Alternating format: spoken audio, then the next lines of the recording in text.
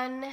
Firstly, thank you for all of the lovely messages that I received, or Tim and I received, and Cooper. Thank you for your kindness. It meant a lot. I'm here to film a video about my recent appointments and also let you know what supplements I'm taking to hopefully improve egg quality, which I'm kind of thinking is our issue or maybe our issue. I don't know. I don't know why it would be, but that's the only thing I can really think of, and it's the only thing I can kind of control, and not control but try and actively help and do something about it, if that makes sense.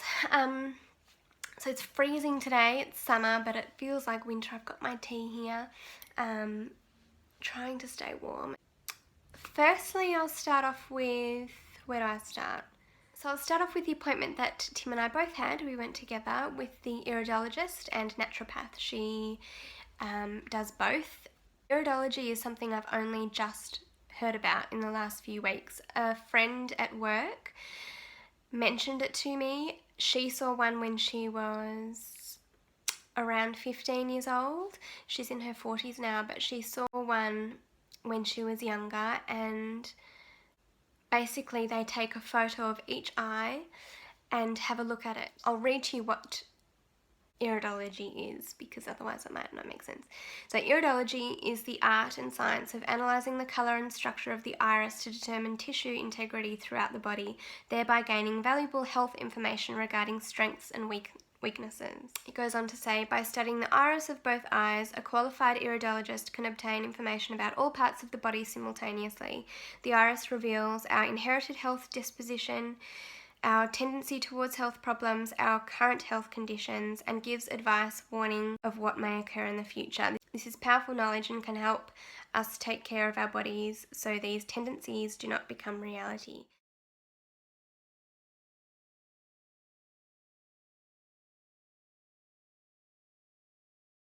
Iridology is a tool of assessment for current conditions and for preventative healthcare.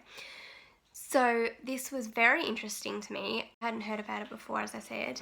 My friend at work found out through that iridology appointment that she has PCOS and endometriosis before she had been diagnosed, before she'd even had a period, her first period. So it's amazing. And now she obviously suffers with those conditions still, but I was fascinated to find out that she was diagnosed with those things through iridology.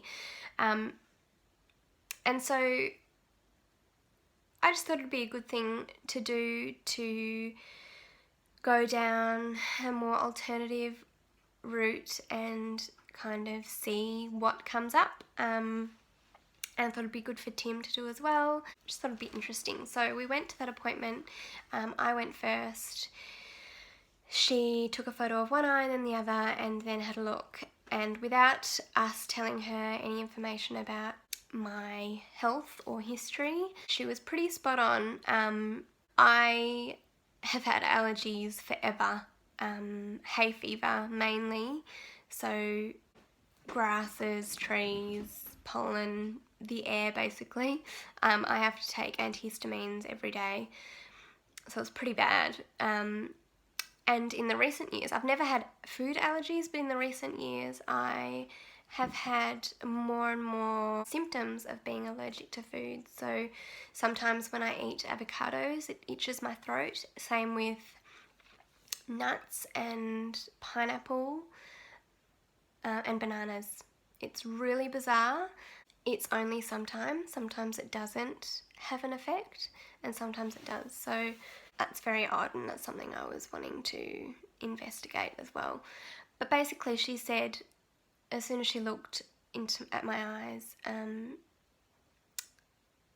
she said I have a silky iris, which is an indicator that I'm very determined, and she said it was quite unique. The main thing she said was she can see a lot of inflammation, which of course I already knew from the allergies, and that was really the main thing that she saw, the main negative thing. Everything else looked fine. We then moved on to the naturopath side of things. I'll let you know what vitamins I'm currently taking. Before I go too much into these vitamins, I'm not an expert in any way. This is just what I'm doing and what I've researched and heard about.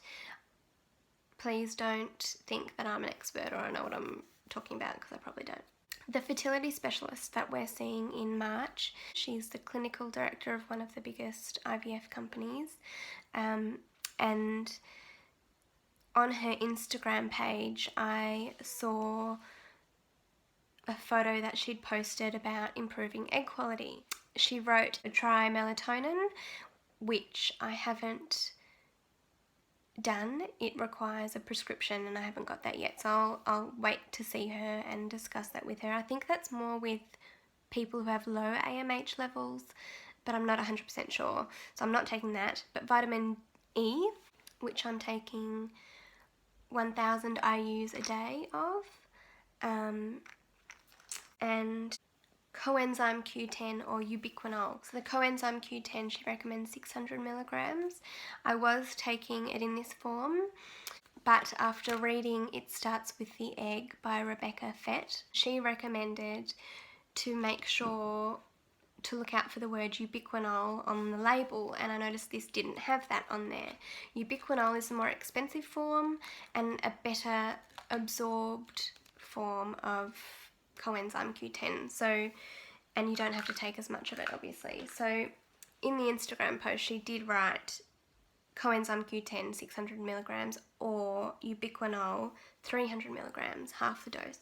So I did actually find, Tim actually found it, the Absorb Well CQ10, and it's got on the label ubiquinol. So this is what I've been taking. It's now empty. I need to buy some more today. I've been taking, it's only 50 milligrams, I think. Yeah, it's only 50 milligrams. So I've been taking 6 a day, so 3 in the morning and 3 at night. And hopefully those things will help with egg quality. I'm also taking vitamin D, which is also known to be good for egg quality. I've been taking this for forever, for I reckon almost 2 years now, and calcium as well. I'm also taking a prenatal vitamin as well as iron with vitamin C. Obviously iron is better absorbed with vitamin C. Vitamin B12, we're taking one of these a day. Tim's taking these as well. Tim is vegetarian like me. He does eat meat every now and again, but this has been recommended by the naturopath for both of us. The naturopath also gave me P-Lift. So this P-Lift is apparently good to regulate cycles. It's also got B6 in it for healthy hormone metabolism. She knows that I have regular cycles and I don't have any hormone imbalances that I know of anyway, so she just said it can't hurt to take. As I said, Tim's taking the B12 with me. He's also taking Menavit, which is quite a common male fertility supplement. And then Tim's also taking this Veg-Nac.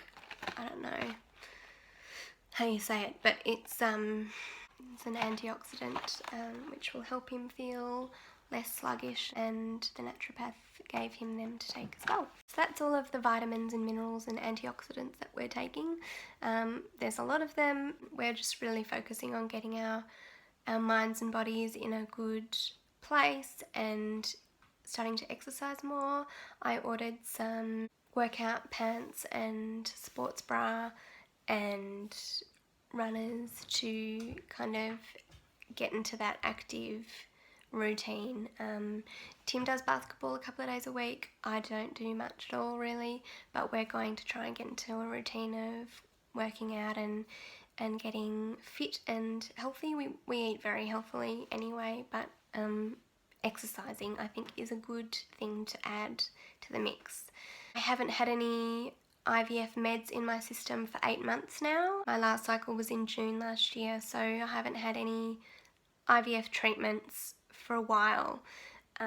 I've given my body a break, and as you know, as I've just said, I'm trying to improve egg quality, and that takes 3 months to do.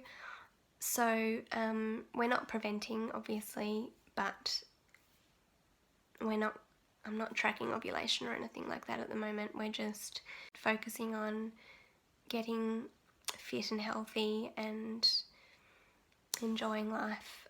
I did see the rheumatologist. He's one of the best in Melbourne. He's a professor, and he was very professor-like. He was lovely and very compassionate, to the point where I almost cried, but I didn't. He doesn't think at all that I have an autoimmune issue. He was pretty certain, in fact. I'm still waiting for the letter. I was going to actually wait to film this video until I got the letter from him so I could read exactly what he said. He doesn't think I have anything to worry about in that department. He also said what the other OBs have told me. The majority of the population will have a positive ANA and it mean nothing. So I felt mixed emotions leaving that appointment. Obviously I'm relieved to hear that an expert in the area doesn't believe I have anything to worry about in that department. The other hand, it would have been nice to have a reason, but I did feel relieved leaving that appointment, and I felt like I can tick that off the list. I've addressed that. I don't need to worry about that anymore, and I can just focus on the fact that it's likely to have been chromosomal abnormalities in the embryos, which is the most common cause of miscarriage, and potentially could be egg quality, and that's something I'm working on.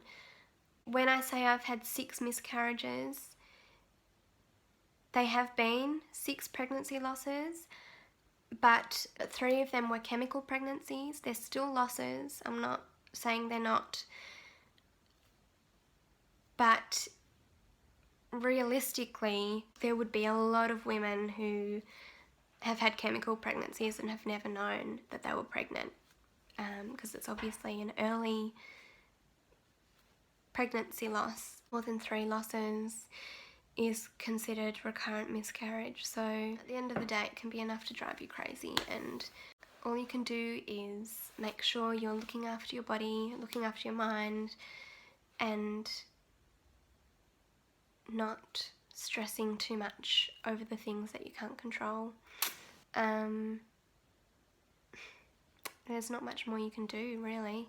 That appointment with the fertility specialist is on the 16th of March, so in 3 weeks, I think. That's basically it. I've babbled on for a very, very long time. I'll leave a link to It Starts With the Egg below, so you can check that out if you haven't read it already.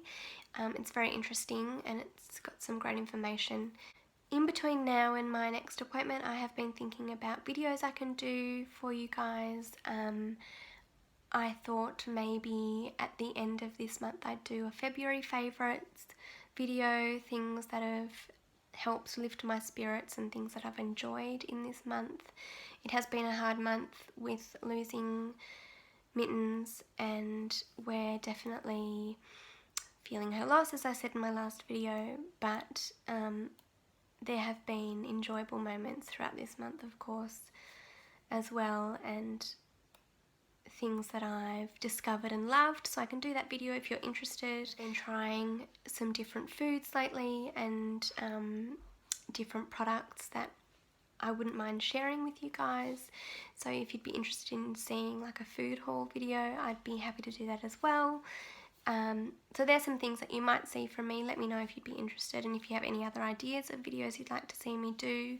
And we will definitely be bringing you along with us to the fertility appointment in March.